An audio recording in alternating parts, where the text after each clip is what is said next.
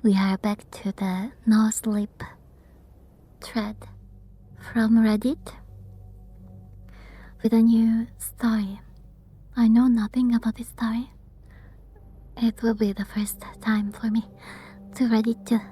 So, the title is The Efficiency of Small Spaces.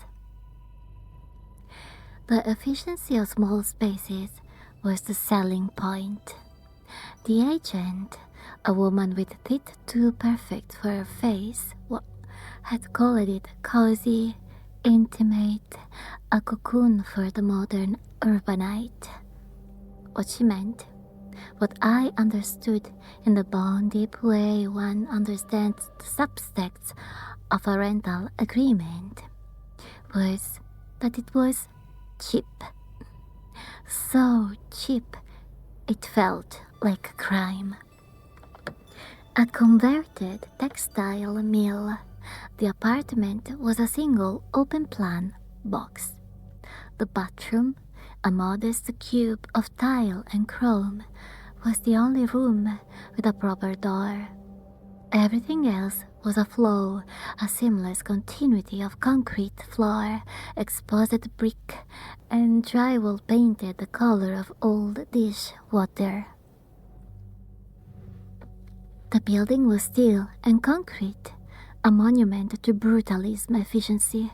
It was also, all things considered, fairly silent most of the time. No creaks, no groans, no settling sides of an old house. The only intrusion was the distant rhythmic thrum of the HVAC, a sound so constant it became a sort of auditory wallpaper. The first anomaly was the dresser, a simple IKEA malm. It was my only concession to traditional furniture in the otherwise minimalist space. I noticed it on a Tuesday. I'm a creature of habit. When I vacuum, I push the dresser almost exactly 2 inches from the wall to get the one behind it, and then I return it to its place, flush against the paint. But on this Tuesday, it was 4 inches out. I blinked, pushed it back. Figured I'd been distracted, but the next week, it was 4 out again. And the week after, it was never more than that. A precise, maddening, consistent amount, as if something was expanding and contracting behind the drywall, pushing it out with a slow, patient pressure. The other sign was a crawl space, a square of plasterboard in the ceiling of the walk-in closet, barely big enough for a child, marked with a simple, recessed pull ring. The building inspector had called it a plumbing access. The pipes for the unit were clearly routed along the opposite wall. It was an orphan space, an architectural afterthought. I'd pulled on it once out of curiosity. It didn't budge. A month later, I noticed the ring was greasy. A dark, sleek residue that transferred to my fingertips, smelling faintly of machinery and sour sweat. It wasn't oil. It was thicker, more organic, like the lube from a bicycle chain, but with a faint, coppery tang. One night, I went into the bathroom to take a shower and noticed pretty quickly that a small 10-inch transom window above the shower was hinged open. This wasn't too alarming, as I on occasion propped it open after taking a shower. Maybe I had forgotten to close it. Then came the sound. It wasn't a ghostly moan, or a spectral footstep. It was the wet, muffled percussion of something being forced past its natural limit. The sound of someone cracking their knuckles, but slower, deeper, and with a flashy, cartilaginous resistance. I'd hear it in the dead of night, a soft pop, pop, pop, from the direction of the ceiling. Or I'd catch it while watching a movie, a faint series of clicks from within the wall behind the television. I called my landlord, who quickly brushed it off as the pipes, but it was the sound of a body refusing its own shape, a sound that made the ligaments in my own knees ache in sympathy. I started to sleep less. The efficiency of the space now felt less like a feature and more like a trap. The bruises appeared on my right forearm and both shins. They weren't the mottled, chaotic marks of a clumsy bump. They were symmetrical, perfectly oval, about the size of a thumb, a deep sickly purple that faded to a bilious yellow. My doctor, a hairy woman with a distracted smile, called them pressure contusions, like someone rested a heavy, narrow object on you for an extended period, she said, tapping her pen against my chart. In your sleep, perhaps? I didn't have any heavy, narrow objects. I had a bed, a duvet, and the suffocating proximity of the walls. The bruises were the shape of pressure points, the precise spots a hand or feet might rest to anchor a body while it leaned over another, sleeping body in the dark. The realization was so repulsive, it felt like a physical blow. I was being handled in my sleep. I started sleeping with a knife next to me. I started leaving markers. A single strand of hair laid carefully across the seam of the crawlspace door. A dime balanced on its edge against the baseboard of the living room wall. The hair would be gone. The dime inevitably on the floor. The evidence was microscopic, deniable, a draft, a vibration, anything but the logical, screaming conclusion that was beginning to form in the back of my mind. My paranoia became a religion. I cleaned obsessively, not for hygiene, but for intelligence. I was dusting the radiator, a hulking cast iron relic from the building factory's day, when my fingers brushed against something tucked behind it.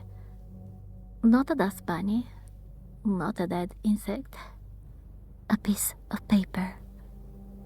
My hands shook as I worked it free.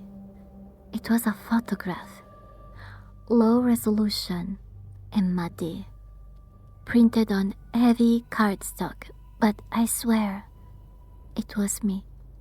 It was just blurry enough to be deniable, but I wouldn't believe anything else. Through the dark fuzz, I could just barely see myself asleep in my bed. The angle was high, looking down from above my bed. I tilted my head back, tracing the line of sight with my own eyes. It came from the ventilation grate, an 8 by 10 inch metal grill set flush with the ceiling, its slats too narrow to even fit a hand through. And the picture was a clear shot, as though this person somehow removed the grill. I called the police. They arrived 5 minutes later. Wow. I'm not doubting you, ma'am, the officer said. He was young, with a patient, practiced calm that was more infuriating than disbelief. There are no signs of forced entry, nothing wrong with your door, no pry marks on the crawl space, no fingerprints on the radiator. Because it doesn't use a door, I said, the words tasting like bile in my throat. I was pacing the smallest space of my apartment, feeling like a specimen under glass. The officer exchanged a look with his partner. It was a look I'd seen before, the look you give the person who is seeing things. The person who is one bad night away from a 5150 hold. We'll increase patrols in the area, the officer said, the finality in his tone a clear dismissal. After they left, I locked the door. I pushed a chair under the handle, a token barrier against an enemy who didn't believe in doors, as a small comfort. I sat on my bed and stared at the ceiling. I wanted to call my family, I wanted to leave, but given some issues I don't want to mention, I didn't have that option. A few nights later, I was half drunk on cheap whiskey, the bottle was waiting on my nightstand. I was listening. The building was so quiet tonight. The HVAC, the background noise that had become my anchor, was silent. I listened for the clicking, for the wet, muffled pops. There was nothing. The silence was worse. It was the silence of something holding its breath. I had to get out, just for a few minutes. I pulled on my shoes, the movement feeling clumsy and loud in the stillness. I turned off the lights. The building hallway was a tomb of concrete and echoing footsteps. The heavy steel door of the building groaned shut behind me, and I felt a pang of something that was almost relief. The night air was cool on my face. I just needed to walk around the block to feel open space. I was gone for 10 minutes, 15 tops. As I started walking back, I began feeling a dreadful pit form in my stomach. For what reason other than maybe supernatural premonition, I didn't know. My heart started pounding a frantic, arrhythmic beat against my ribs as I approached the door. I turned the lock. The door swung open into the dark. The apartment was just as I left it. Almost. The light in the kitchen was on. A single bare bulb over the sink, casting a jaundiced sterile glow. I never left that light on. My breath hitched in my throat. I was frozen in the doorway, my hand still on the knob. The apartment was silent, but it wasn't the empty silence of before. This was a heavy, anticipating silence, the silence of a predator lying in wait. My eyes darted around the room. Everything was in its right place. The bed was unmade, just as I'd left it. The dresser was flush against the wall. But the kitchen light was on. I took a step inside, my sneakers squeaking on the concrete floor. I needed a weapon. I needed to get to the kitchen. My kitchen knife block was on the counter right next to the sink. I crept forward, each step a deliberate, nerve-wracking calculation. I could see the knife block now, the chef knife, its dark wooden handle a beacon of hope. I was almost there. My eyes scanned the room, looking for anything out of place. And that's when I saw it. The key plate under the kitchen cabinets. The thin strip of wood that covered the space between the bottom of the cabinets and the floor. There were scuff marks leading into the darkness. It was ajar, not by much, just a sliver, a 4-inch gap of darkness that hadn't been there when I left. I stopped dead. My blood ran cold. I couldn't breathe. My eyes were locked on that gap, that impossible narrow gap, a space too small for anything bigger than a small animal, let alone a grown man. I held my breath. I listened. And then I saw it. A hand. It had unnaturally long, spidery fingers, each one tipped with a grime-encrusted nail. The skin was pale, almost translucent, stretched taut over delicate bones. It moved with a strange, twitchy deliberateness akin to a bastardized claymation figure. It slid out from the gap, its palm flat against the floor. Then another hand joined it. They pushed it against the floor, and with a series of sickening rhythmic thuds, something began to emerge. It wasn't a monster. It was worse. A man. He poured himself out from the darkness, a fluid, impossible shape. He was gaunt, middle-aged, in a sweat-stained undershirt and threadbare pants. His collarbones seemed to overlap, and his hips rotated at an angle that defied anatomy. He was a human origami, a mockery of the human form. I watched in stunned, horrified silence as he unfolded himself, the wet, muffled pops I'd heard for weeks now happening in real time, right before my eyes. He saw me. His eyes sank deep in the sockets with a glazed-over yellow shine, widened in terror. He was terrified of being caught. I screamed, a raw, guttural sound that tore from my throat. I lunged for the knife block, my fingers closing around the handle of the chef's knife.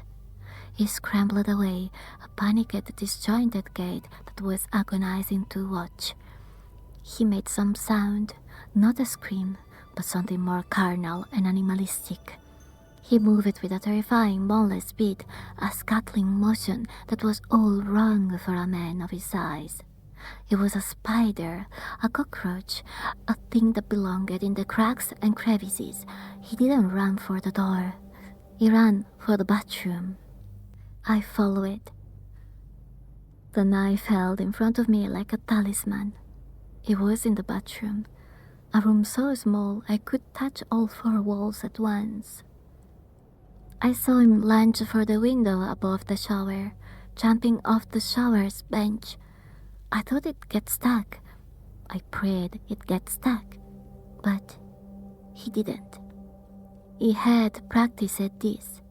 With a visceral chuck that echoed in the small room, he dislocated his own shoulders. He didn't even flinch.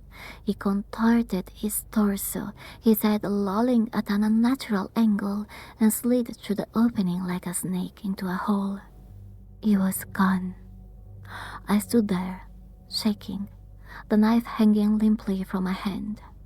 I looked at the window, at the small, dark opening that had just swallowed a man. I could see the alleyway outside, the brick wall of the neighboring building. There was no sign of him. I sat in the corner of my apartment, the knife clutched in my hand, my back against the wall. I watched the door, I watched the windows, I watched the crawl space. I watched the kick plate. I listened for clicking, for the wet, muffled pops. There was nothing. The apartment was silent, empty. I called the police again. They took a report. They looked at the window. They looked at the kick plate. They looked at me with a mixture of pity and suspicion. They didn't believe me. Not really. How could they? I barely believed it myself. That night, I quickly gathered my things and rented a hotel. 2 weeks later, I got a call. A detective. He said they had him. They had arrested a man in a neighboring town. He'd been found hiding in the insulation of a local elementary school. They'd caught him because a janitor had heard a strange clicking sound coming from the ceiling.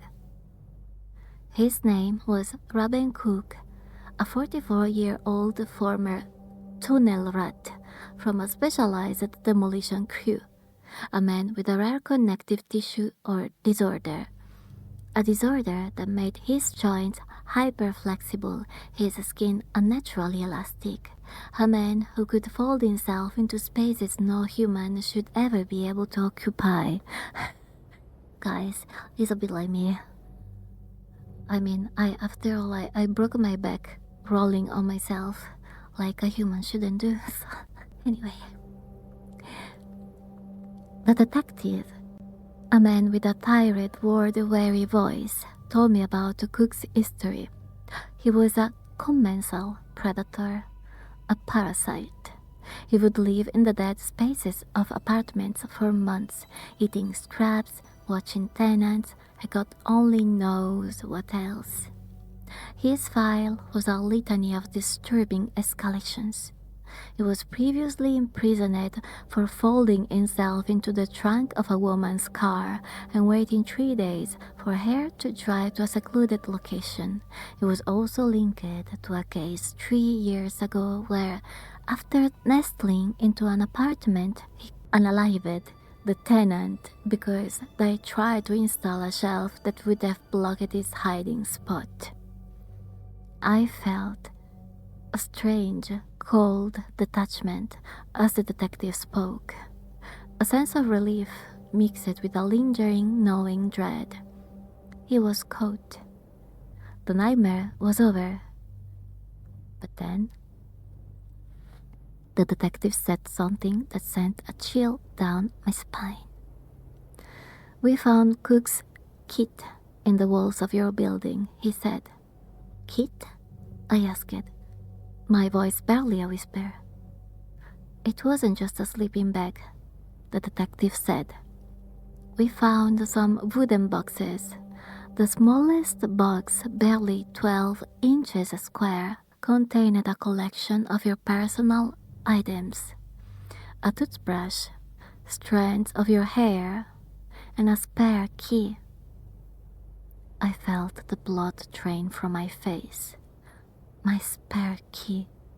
I'd lost it months ago. I'd torn my apartment apart looking for it. I'd even had the locks changed, a useless hollow gesture. He'd had a key all along. He could have come and gone as he pleased, but he didn't. He chose to stay in the walls. He chose to be a ghost. Even more, I wondered if he took my hair when I was asleep and most vulnerable. Had that been the reason for my bruises? His strange desire to collect my hair? And why my toothbrush? The medical exam on Cook was strange, the detective continued. His voice dropped into a low, confidential tone. He didn't just have a condition. He had surgically removed his own floating ribs and shaved down his pelvic bone. He didn't want to be a man anymore. He wanted to be a shape. And he's been in your walls since the day you signed the lease. The lease. The cheap, too good to be true lease. The one I signed in a hurry. The one I didn't read as carefully as I should have. The one that had bound me to this space, this prison, for a year. A year of being watched. A year of being a specimen in a cage I didn't even know I was in. I hung up the phone without saying goodbye. I couldn't breathe. The hotel room, with its generic art and beige carpet, felt like it was closing in on me. I'm in a new house now. Though small, it had a wide open floor plan with no crawl space, no attic, no basement. I approve, guys. Just space. Empty, blessed space. I have a security system. I have a puppy. I have a therapist. I have everything a person is supposed to have to feel safe. But it's not enough. My friends haven't helped much. They began giving him names as if it were all a joke. Flat Stanley, one joked at the dinner party, eliciting a wave of laughter. Another called him the Origami Man. That one stuck with me and permeated my mind more and more each day. I know they mean well, but they can't understand. Wow. I mean, are those really friends? Well, anyway. The memory is a parasite, burrowing deeper into my brain with each passing day. I can't sleep without the lights on. I can't take a shower without the bathroom door locked and 911 on speed dial. I can't be without a weapon by my side. I can't walk past a ventilation grate without feeling a phantom pressure on my skin. I feel an itch on my scalp, a ghostly sensation of a lock of hair being pulled. I can still smell the sour, coppery tang of the grease on the crawlspace pool ring. Last night, I heard the house settle. A soft groan from the floorboards, a gentle creak from the ceiling. I was out of bed in an instant, my heart pounding in my chest. I grabbed a ruler from my desk and started measuring the gap under the front door, the space between the floor and the baseboards, the clearance under the kitchen cabinets. I measured everything, my hands shaking, my breath catching in my throat. The rational part of my brain knew it was just the house, just the normal sounds of a structure adjusting to the temperature and humidity. But the other part of my brain, the part that had been rewired by a cook, knew better. It knew that a man doesn't need a door to enter a room. It knew that a man doesn't need lots of space to exist. It knew that the world was full of cracks and crevices, of dead spaces and forgotten corners. It knew that, even if it was small, there was a chance prison bars couldn't contain an inhuman monster that could bend into any shape. And I couldn't shake the feeling that somewhere, in some forgotten corner of this new house, a man was practicing his craft, folding himself into smaller and smaller shapes, waiting. I still have nightmares. I still wake up in a cold sweat, my hands flying to my shins, my arms checking for bruises. I still hear the clicking, the wet, muffled pops.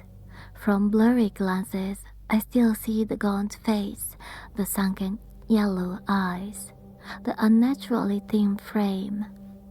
The detective's words echo in my mind, a relentless haunting refrain. He didn't want to be a man anymore. He wanted to be a shape. A shape that could slip through the cracks. A shape that could hide in plain sight. A shape that could be anywhere and everywhere. I am at the kitchen table now. The morning sun streaming through the window. The ruler is still on the table. I have been measuring all morning. I measured them all. I wrote them down in a notebook. I am measuring them again tonight, and tomorrow night, and the night after that, because I know with a certainty that Cardo's in my gut, that Ruben Cook had a reason to watch me and keep me alive for so long, even if I didn't know what that reason was. And I don't believe he would give up on me so easily. So, every time I hear a floorboard creak, every time I feel a draft from under a door, I find myself wondering the same thing. Wondering, with a cold, sickening dread, just how much space a man truly needs to fit. And here the story ends. What do you think about this story, guys? I think that this is one of the best that we read.